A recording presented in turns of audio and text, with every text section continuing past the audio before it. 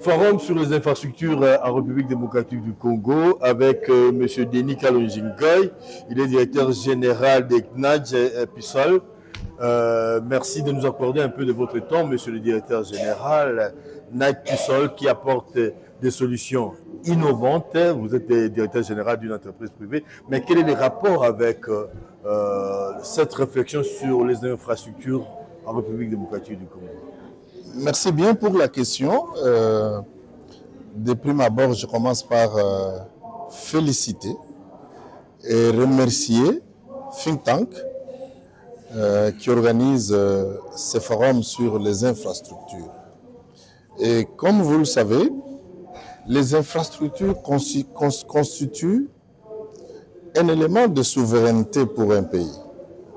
Un pays ne peut pas se développer s'il n'a pas des infrastructures de qualité, de haute qualité, pour permettre la circulation des biens, les échanges de biens et pour permettre à la population de se mouvoir d'un coin à un autre et permettre à des personnes qui viennent d'ailleurs d'investir dans le pays. Donc, je disais que je félicitais Think Tank pour ça. Et pour nous, en tant que Night Pissol, Night Pissol est une société locale, mais avec une expertise globale, dans la mesure où Night Pissol, qui a une expérience de plus de 100 ans, est une société qui est née en Afrique en 1921 et dont le savoir-faire s'est répandu à travers le monde, notamment en Amérique, au Canada, en Amérique latine, en Europe, en Australie. Alors, notre présence ici, c'est de dire qu'aujourd'hui, en RDC, avec la présence de Night Pissol et des autres entreprises du secteur, nous sommes à mesure de participer positivement à la construction de notre pays à travers la construction des infrastructures.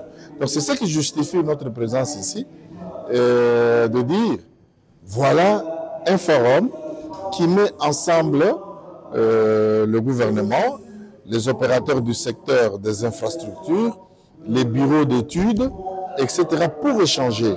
Et nous apprécions sincèrement le niveau de débat et le niveau d'implication de toutes les parties prenantes, que ce soit le gouvernement, que ce soit les entreprises et autres partenaires intéressés par le secteur des infrastructures. Think Tank crée ce cadre, cet espace pour réfléchir comment accélérer les rythmes de mise en œuvre et de réalisation de projets d'infrastructure en République démocratique du Congo, que ce soit au Katanga, à Kinshasa, à la Tchopo, un peu partout. Nous voyons comment le projet se réalise. Souvent, ce sont des projets, des infrastructures à usage unique. Quel peut être votre apport, justement, je crois que c'est aussi cela la question, de votre entreprise dans cette démarche, dans cette recherche de qualité, parce que vous proposez notamment des solutions innovantes. Merci beaucoup. Nous, en tant que Night Pissol, c'est vrai que nous regardons, nous constatons la manière dont la construction des infrastructures dans notre pays, surtout les infrastructures routières, se font.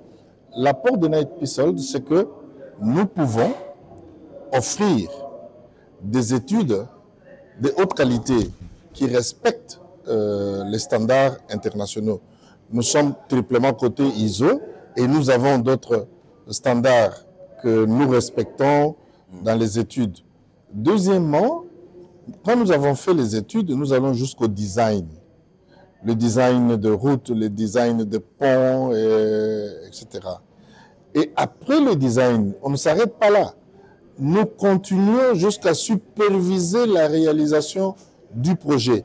En qualité de mission de contrôle ou... Non, en qualité de société qui a fait le design, société qui a fait les études. Donc vous veillez sur votre marque. Ah oui, nous veillons sur notre marque. Et là, le contractant qui va faire la route ou qui va réaliser le projet sera accompagné par nos ingénieurs pour s'assurer que l'œuvre respecte à 100% le design tel que nous l'avons élaboré. Pas que de des concepts, mais vous accompagnez donc la matérialisation. Il y a le concept, il y a la matérialisation du projet. Et là, nous, en termes techniques, on parle du contrôle qualité et de l'assurance qualité. Donc, ce sont les deux éléments qui, souvent, dans la réalisation des projets en RDC, font défaut. L'assurance qualité et le contrôle qualité. Alors, Knight Piésolles accompagne le partenaire jusqu'au résultat. Alors, on dit en anglais adding value, donc la valeur ajoutée. Nous apportons de la valeur ajoutée. Nous faisons de l'innovation. Ça signifie que nous faisons énormément d'investigations, de recherches pour innover dans le projet qui est confié à Knight Piésolles. De telle sorte que, quand nous l'avons réalisé, il est réalisé dans les mêmes conditions que n'importe quel projet qui est réalisé à travers le monde. Alors, dans quelles conditions amener le projet de l'État ou l'État congolais à intégrer ces valeurs, je l'appelle comme ça, que vous développez, que vous mettez à la disposition de tout le monde? Parce qu'aujourd'hui, il s'agit non seulement du rythme, mais aussi de la qualité des ouvrages par rapport aux besoins ici en République démocratique du Congo. Merci. Je disais tantôt que les infrastructures constituent un élément de souveraineté. Et nous, en tant que Congolais, nous sommes heureux, nous serons heureux et fiers d'accompagner le gouvernement dans la réalisation des études de haute qualité pour atteindre ces résultats-là. Mais alors, il y a un problème. Quel est le problème majeur qui se pose dans la confection des études en RDC? Vous allez voir que les grandes organisations qui financent les routes exigent qu'il y ait des études qui sont faites. Eux ne financent pas les études. Le seul conseil que je peux donner à notre gouvernement, c'est de mettre en place un fonds pour les études. S'il y a un fonds pour les études, dans tous les domaines, que ce soit dans le domaine minier, que ce soit dans le domaine des infrastructures, dans tous les domaines, si nous avons un fonds qui peut financer les études, je pense que notre gouvernement se présentera tête haute devant n'importe quel partenaire parce qu'il restera tout simplement à lever les fonds avec des études bancables de haute qualité. Alors, vous participez à ce forum qui se ferme demain. Si vous avez un vœu ou peut-être quelque chose de personnel comme Congolais à dire pour que non seulement que ce forum soit un succès, mais aussi la réalisation des infrastructures en République démocratique du Congo soit une réalité, ça serait laquelle? Merci beaucoup. Je suis patriote en tant que Congolais et j'ai le souci de mon pays, vraiment de construire, de participer à la construction de mon pays. Qu'est-ce que je peux donner comme conseil? La première chose, il faut prendre conscience que nous avons l'expertise, nous avons des moyens et que les moyens financiers, on peut les mobiliser. Mais le tout, c'est de mettre en place une planification opérationnelle avec résultat.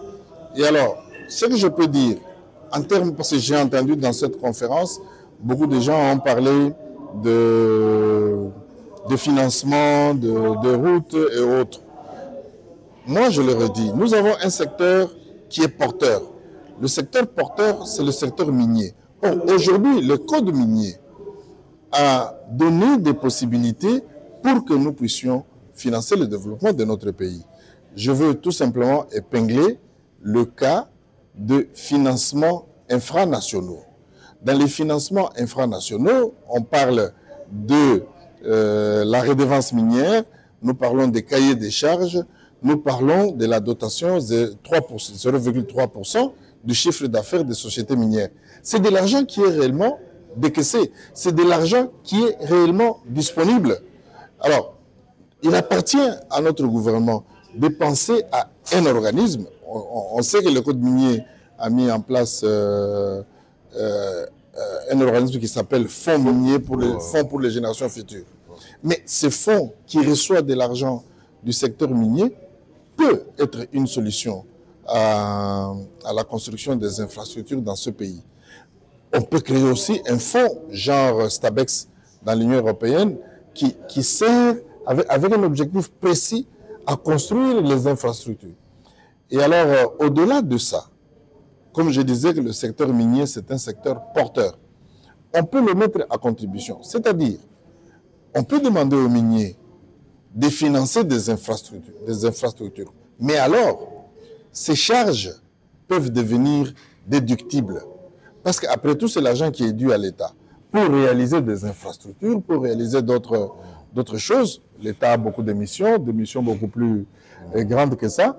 Mais en tenant compte des infrastructures, on peut, c'est de la volonté politique, on peut dire, écoutez, une entreprise qui aide l'État à réaliser 100 km de routes bitumées, 50 km de routes bitumées, le montant qui est alloué à la réalisation des infrastructures peut être déductible plutôt.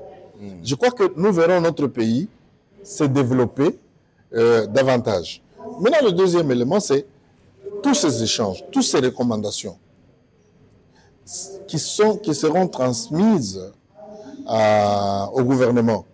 Si ces résolutions, ces recommandations plutôt, ne sont pas intégrées dans les différents programmes politiques du gouvernement, eh bien, ça aura été encore une fois de plus de discussions, de forums, comme on en organise maintenant de plus en plus dans ce pays. Et je ne sais pas quel sera l'avenir de ce genre de forum si nos autorités ne les intègrent pas dans leurs différents programmes. Merci à vous, Denis Kalonjingo. Je rappelle que vous êtes directeur général d'Ignite Pissol. Ça a été un honneur pour nous de vous recevoir sur ces plateaux, en espérant une émission beaucoup plus élaborée avec vous. Merci beaucoup, c'est un plaisir de m'avoir reçu pour cette interview. Merci bien. Merci beaucoup.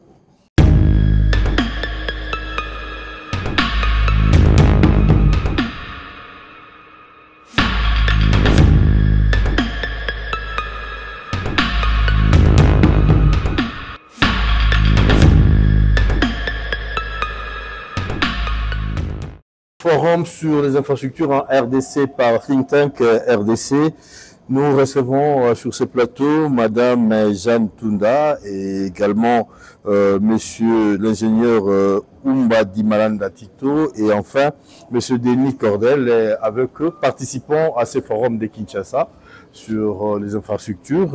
Nous commençons, tout seigneur, tout honneur, par Madame, et un forum sur les infrastructures à RDC. Pourquoi? Merci beaucoup. Un forum sur les infrastructures, c'est un forum important pour un pays émergent, un pays qui aspire au développement durable comme la RDC. Parce que, prenons les secteurs routiers. Partout où passe la route, le développement suit. Et vous ne pouvez parler du développement si vous ne parlez pas de la route, vous ne parlez pas de voies aériennes, vous ne parlez pas de voies de transport maritime, fluvial, lacustre, les affluents du fleuve. Donc c'est un forum important où à un moment donné, on doit s'arrêter, faire une évaluation et regarder vers l'avenir. Comment faire aujourd'hui, madame, pour qu'on ne recommence pas? Parce que nous avons des infrastructures, mais à usage unique, et des fois la qualité n'est pas démise. Aujourd'hui, à la lumière de ce forum, qu'est-ce qu'il faut faire pour que nous travaillions de manière pérenne, pour que ça dure, enfin? Merci beaucoup. Après l'état des lieux, nous avons constaté que sur les plans des infrastructures, comme vous le dites, c'est à un état de délabrement avancé. Et dans chaque secteur, quand vous voulez poser des actions, il y a la réglementation. Il y a la réglementation qui doit être respectée. Et l'État, qui est souvent le maître d'ouvrage, doit assurer le suivi et l'évaluation. En cas de problème, il applique la sanction. Donc, il faut respecter la réglementation. Et ce n'est pas seulement l'État, également la population qui doit accompagner l'État. Parce que des fois, l'État construit des routes et au lieu qu'il y ait les poubelles publiques, ou même les ménages s'organiser, voir où ils peuvent déposer les immondices, mais ils préfèrent les jeter sur la voie, les jeter dans les caniveaux. Donc, c'est un problème. En amont, l'État, avec ses partenaires, doivent respecter la réglementation et la population doit accompagner ces actions. Merci beaucoup, monsieur l'ingénieur Oumba. J'allais dire Tito, Oumba Dimalanda Tito. Vous êtes directeur général honoraire de l'ONATRA, qui est pratiquement la colonne vertébrale du pays, de l'économie, aujourd'hui en difficulté. Les infrastructures, vous en connaissez. Vous avez géré cette entreprise maintenant dans plusieurs départements, j'en sais quelque chose. Un forum sur les infrastructures. Qu'est-ce qu'il faut à la RDC pour atteindre un seuil de développement respectable pour le bien-être de la population? Effectivement, ta question est bien arrivée. Je voulais dire ici que nous devons tendre vers la séparation des acteurs dans les domaines de transport. J'ai dit ça. Non seulement dans les domaines maritimes, mais même dans d'autres domaines fluviaux, routiers, ferroviaires. On doit séparer les acteurs. C'est-à-dire? C'est-à-dire, dans notre pays, on doit avoir un acteur régalien, qui est l'État, l'acteur régulateur, qui est les autorités, et un acteur opérateur, qui sont des sociétés commerciales. Alors, qu'est-ce qui se passe maintenant? Dans les domaines maritimes, par exemple, je vais vous citer ne fût-ce que cela, il y a l'absence de l'acteur régulateur, c'est-à-dire une autorité de régulation. Et l'absence de cette autorité de régulation, à mon entendement, a créé un grand retard dans le développement des infrastructures. Parce que les infrastructures n'appartiennent pas aux opérateurs. Les infrastructures appartiennent à l'État.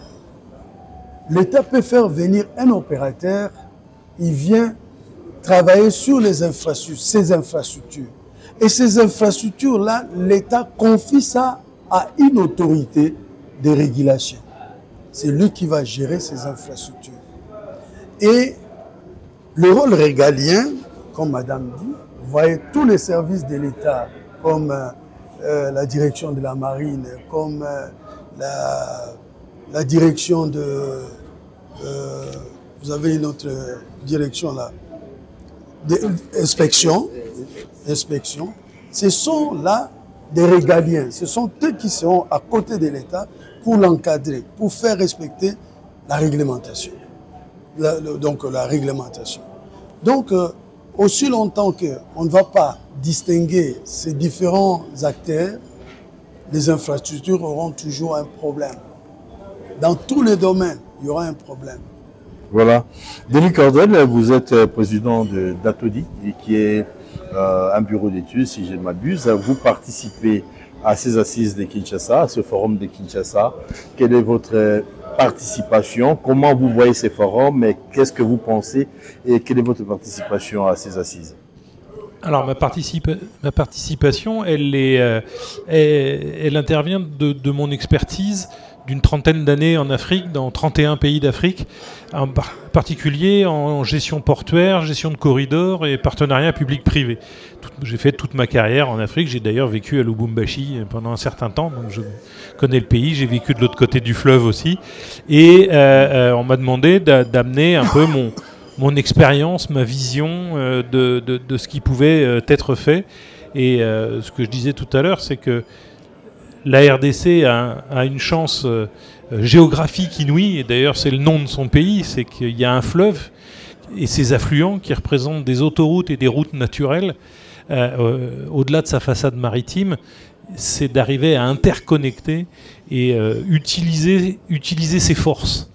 On a beaucoup parlé de regarder ce qui se faisait dans d'autres pays pour prendre les bonnes pratiques. C'est vrai que c'est bien, mais la RDC a une spécificité qui n'existe nulle part ailleurs, donc il va falloir qu'elle ait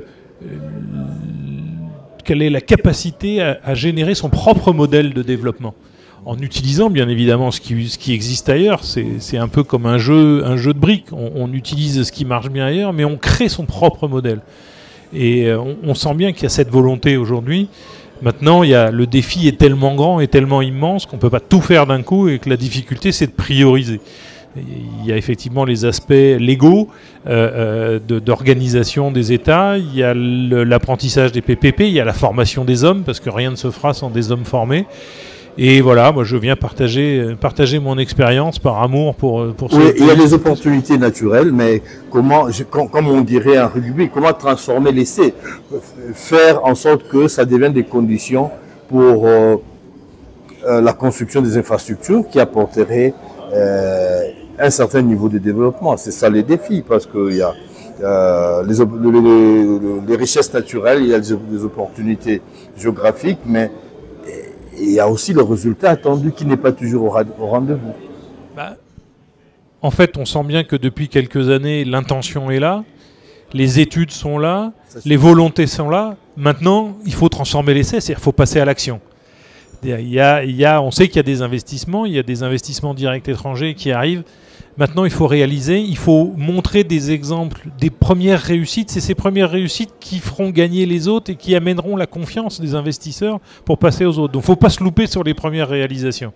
Si on ne se loupe pas sur les premières réalisations, on modifie l'image qu'ont les gens à l'extérieur. La RDC, personne ne sait que c'est aussi immense, personne ne sait qu'il y a toutes ces ressources. Quand on sort du continent africain, c'est pas connu, ou c'est mal connu quand c'est connu. Il faut montrer, les premiers résultats doivent être très positifs, et c'est ça qui dira aux gens, ah, mais finalement il y a quelque chose à faire là, ah ben on va y aller. Ben, comme consultant, en écoutant tout le monde, en participant au panel, vous pensez que le thème là sera possible, on pourra accélérer, les conditions sont là pour accélérer le rythme de mise en œuvre des infrastructures au Congo, c'est possible? Oui, sincèrement, j'ai toujours été, je vais vous donner un mot qui est un néologisme, mais j'ai toujours été un afro-optimiste. Ça fait 30 ans que je vis sur ce continent et je suis toujours malgré tout optimiste, malgré toutes les difficultés qu'il peut y avoir. Quand il y a la volonté, on sait qu'il y a des moyens financiers aujourd'hui, il faut simplement maintenant former des hommes, libérer les énergies. Ça va être long, ça va être difficile, ça va être semé d'embûches, il ne faut pas se faire d'illusions, c'est jamais facile. Mais ce que je vois moi depuis 2 jours ici, la qualité des échanges, franchement, ça fait vraiment plaisir. Comment vous avez trouvé l'organisation du forum? Très bien, franchement, j'ai fait pas mal de forums internationaux, on est au niveau ici. Merci madame. Pour terminer, quels sont, si vous aviez un vœu en rapport avec ce secteur-là des infrastructures, et à la lumière de ce forum, vous direz quoi? Oui, merci. C'est un forum, merci aux organisateurs. C'est un forum qui est tombé à pic. Et quand ils parlent même de l'accélération du rythme, ils ont raison. Nous croyons qu'il y a les actions à mener. Les actions à mener, donc il n'y a pas que les infrastructures. Il y a le personnel, parce que même si il y a les infrastructures, il y a un personnel à former. Là, nous sommes entre 2 générations, une génération montante et une qui va à la retraite. Donc l'État doit y penser pour que la génération montante soit capable de continuer les efforts fournis du développement. il y a, en dehors de la formation du personnel, il y a également le problème des textes, surtout dans les secteurs de transport. Les 2 codes de navigation existent depuis 1966. Donc, il faut finaliser, il faut mettre en place les textes qui répondent aux multiples réformes. Il y a, on a parlé des moyens. Et ici, nous nous sommes dit d'accord pour qu'il y ait les états généraux de ZITEPER et les transports. Quand vous regardez le secteur routier, c'est un secteur où il y a beaucoup d'intervenants. Il faut mettre de l'ordre pour nous permettre d'atteindre l'objectif. Merci beaucoup, monsieur le DG. Vous clôturez cet entretien. Vous participez à ces assises. Au regard de votre expérience, mais aussi de tous ces partages, comment accéder à une effectivité dans le secteur, effectivité qualitative dans le secteur des infrastructures au Congo? Vous savez, nous venons d'apprendre beaucoup et nous avons beaucoup parlé au courant de ces assises. Je vis la présence de son Excellence, le ministre d'État, chargé des infrastructures. Il était venu ici, des ITPR. Il a assisté. J'espère qu'il donne une importance capitale à ces assises. Mais il ne faudrait pas que les résolutions qui vont tomber au courant de ces assises puissent être gardées dans les tiroirs. Il faut qu'on passe à l'action, comme m'a dit monsieur. On doit passer à l'action. Le grand problème, c'est quoi? Nous sommes en train de tourner. Il ne faudrait pas que quand on va venir à la prochaine, on puisse revenir sur la même chose. J'espère que nous allons voir exécuter certaines choses. Merci beaucoup. Merci, ça a été un plaisir de vous recevoir. Merci beaucoup.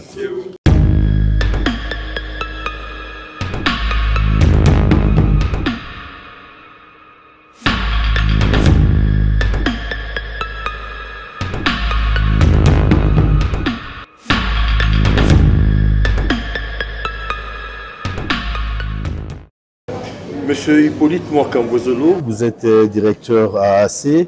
Vous participez au forum sur les infrastructures en République démocratique du Congo. La même question qui revient, quelle est l'opportunité de ces forums en ce moment?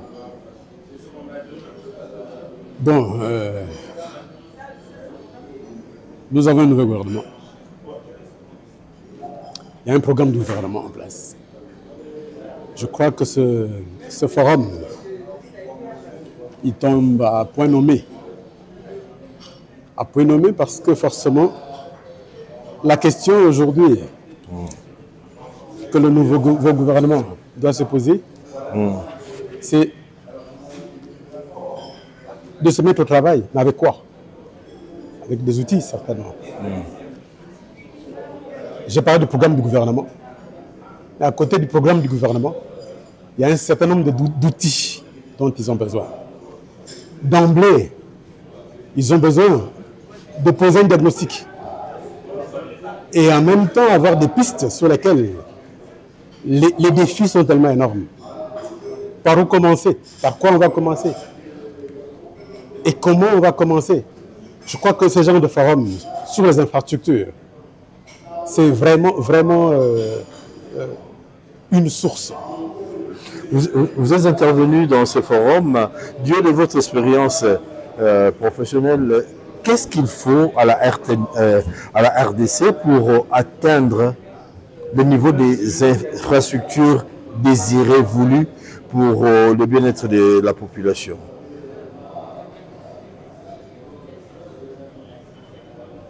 Vous avez posé une bonne question. La réponse est l'écoute. Il faut savoir ce qui est fait maintenant, ce qu'on a apporté d'Ama, s'en servir pour faire le pas suivant. Faire le pas suivant. Qu'est-ce qu'on a apporté d'Ama pour qu'on puisse s'en servir pour pouvoir aller de l'avant sur pratiquement, quand il s'agit des infrastructures, parce que moi je parle de transport par exemple, Oui. sur les infrastructures de transport. Et quand je parle des infrastructures de transport, nous avons parlé de routes, de routiers, du fluvial, lacustre, maritime, du ferroviaire, de l'aérien. Je crois que ce forum aujourd'hui va devoir dégager à travers des recommandations des éléments, si le gouvernement s'en approprie, des éléments qui vont l'aider à aller vite en besogne, à ne plus perdre beaucoup de temps, mais aller vite à besogne, parce que ils ont réussi à mettre ensemble une expertise variée, diversifiée, à mon avis, à travers les interventions, à même d'apporter des réponses à beaucoup de questions qui se posent aujourd'hui.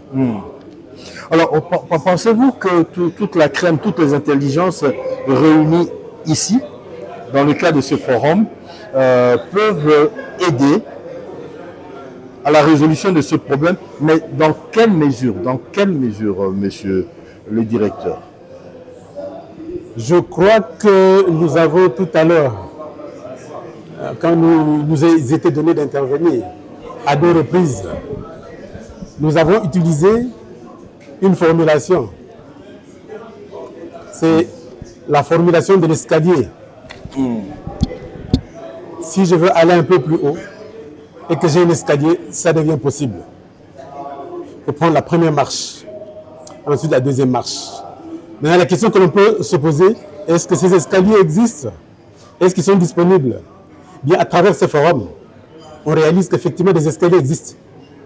On peut le savoir Le plan directeur national intégré des transports, le document de stratégie sectorielle de transport, le plan national stratégique de développement du gouvernement. Mais c'est des plans d'action, c'est des diagnostics qui ont été faits, c'est des actions qui ont été proposées et préconisées, c'est des documents qui sont là, qui à mon avis constituent véritablement ces escaliers. Je crois que forcément d'autres outils existent pour d'autres domaines. Il va falloir prendre la première marche, s'approprier ces outils.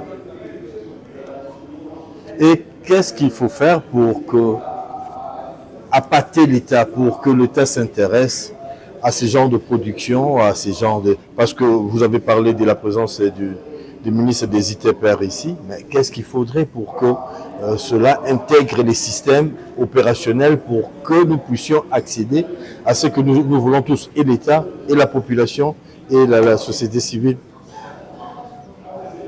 Les documents que j'ai évoqués tout à l'heure là, sont des documents qui ont été financés pour le compte du gouvernement. C'est un document du gouvernement, si vous voulez, qui ont été financés pour le gouvernement, disponibles.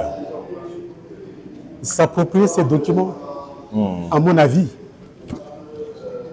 serait, à travers les plans d'action qui sont déjà là, d'organiser les choses. Parce que pour un plan d'action, c'est des actions qui sont en place. Mais chacune des actions, pour la mener, il faut l'organiser. Qui fait quoi? Avec quoi? Préparer ce travail. Et quand on l'aura fait, c'est pour quel livrable? C'est pour atteindre quoi? À chaque marche, je crois qu'au niveau du gouvernement, si on le prend de manière méthodique, de cette manière, il y a beaucoup de chances que ça prenne vite. Mais l'escalier, on va lentement. Mais chaque fois qu'on prend une première marche, ça vous approche des marches qui sont beaucoup plus loin. Okay. Voilà, donc c'est cette magie de l'escalier que je propose au gouvernement. Palier par palier. Merci, monsieur Hippolyte Bouaka, vous êtes directeur à AAC. Monsieur Olivier Mwamba Malay, vous êtes le manager, le responsable des AGL RDC. Le forum ici de Kinshasa, a quelle importance pour vous? Sur le forum sur les infrastructures par Think Tank RDC. Ok, merci beaucoup, monsieur le journaliste, et bonjour encore. Effectivement, le forum sur les infrastructures a une importance capitale parce que nous, en tant qu'entreprise de logistique, nous accompagnons non pas seulement le gouvernement, mais tous les différents opérateurs économiques qui opèrent dans le secteur des infrastructures. Donc nous les accompagnons dans tout leur processus ou dans l'acheminement de tout leur matériel, que ce soit un endroit, d'un endroit A vers un endroit B. Donc nous utilisons le multimodal, que ce soit de l'extérieur lorsqu'ils procèdent à leurs importations, jusque rendu Kinshasa, ou encore que ce soit dans le cadre, par exemple, des PDL de 145 territoires, où, évidemment, le matériel doit être acheminé sur terrain pour construire ces différentes infrastructures. Donc, il a une importance capitale pour nous, parce que nous sommes dans un networking avec tous les différents intervenants, et nous sommes au cœur de différentes personnes qui gèrent les différents projets. Le présent atelier voudrait aider les pays à accélérer les rythmes de la mise en œuvre et des réalisations de projets en RDC. Vous parlez des, vous êtes dans le, vous apportez des éléments, des équipements, si je ne m'abuse, mais il se pose un problème de qualité. Comment on peut accéder à des infrastructures de qualité si la logistique qui accompagne cette démarche n'est pas à la hauteur? Trop de supercheries, trop des à peu près des matériels obsolètes, excusez-moi d'être peut-être de ne pas mettre les gants, mais vous êtes d'accord avec moi qu'il se pose aussi un problème dans ce secteur-là, M. Mbalaye? Il faut dire que quand on parle de matériel obsolète, je ne sais pas trop ce que vous êtes en train de viser, mais je pense que quand on parle du secteur public, évidemment, on peut parler de matériel obsolète. On a des routes à usage unique, 3-6 mois, une route nouvellement construite qui se casse. C'est ce dont on parle justement. Si vous me permettez, c'est exactement ce dont on est en train de parler. Je crois que les différents intervenants en parlant du panel routier, de l'atelier des routes qui a eu lieu il y a quelques heures, on peut se rendre compte effectivement de tous les différents défauts et du travail qu'il y a à faire, non pas seulement au niveau de ceux ou des opérateurs qui traitent ces différentes routes, mais également de la population qui est censée travailler dans la participation de la conservation de ces différentes routes. Des premières routes qui doivent desservir les grandes artères pour permettre justement de construire les infrastructures de base, les infrastructures nécessaires pour cette population. Et qu'est-ce que par rapport à toutes ces problématiques, qu'est-ce que le forum sur les infrastructures peut apporter en termes de solutions?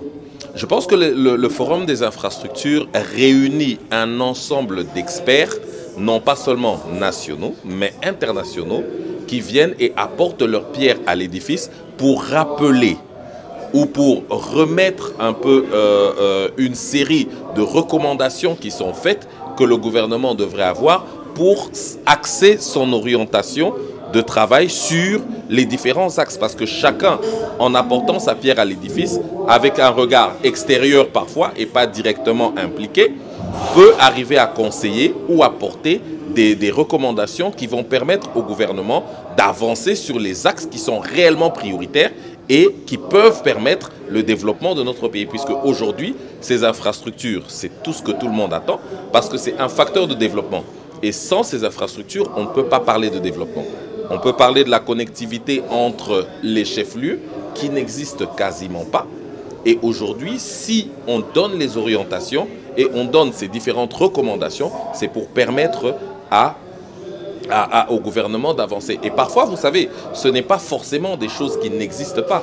Parfois, c'est des documents qui existent, mais qui sont enfermés dans des tiroirs. Et avec un forum comme celui-là, avec ces différents échanges d'idées, on arrive à se retrouver ensemble pour refaire vivre justement ce qui devrait être fait et apporter cette lumière ou cette nouvelle lumière au gouvernement pour l'aider dans la mise en place de ces infrastructures. Monsieur Hippolyte Mwaka, si vous aviez un vœu pour que la résolution de ces formules, de ces forums puisse se transformer en réalité, vous direz quoi à qui?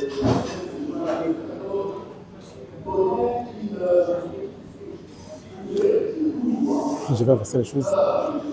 Je dirais merci au gouvernement. Parce que je crois qu'à mon sens, ils ont pris les choses par le bon bout. Parce qu'à mon sens, ils se seront procurés des informations précieuses qui vont devoir les aider à prendre les choses en main et à aller de l'avant. La même question, M. Olivier Mwamba-Mbalaï. D'accord. Si... Juste une précision avant que je clôture. J'interviens en remplacement de mon DG empêché, M. Rodolphe Kimbukuswa, qui est justement le directeur général de AGL, Africa Global Logistics. Voilà. Alors, donc je dirais, j'aborderai dans le même sens que M. Mwaka, pour dire qu'aujourd'hui, s'il y a un vœu, c'est que justement le gouvernement s'approprie de ce qui sortira de ce forum. Parce que ce forum a réuni une quantité de personnes qui parlent parfois même des success stories, qui peuvent devenir les success stories de la RDC si elles sont mises en place.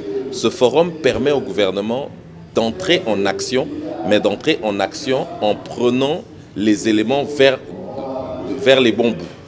Les projets sont immenses et sont grands, les défis gouvernementaux, mais ils peuvent être accompagnés par ce genre de forum pour justement s'orienter et travailler sur les axes qui s'estimeraient être prioritaires pour notre population.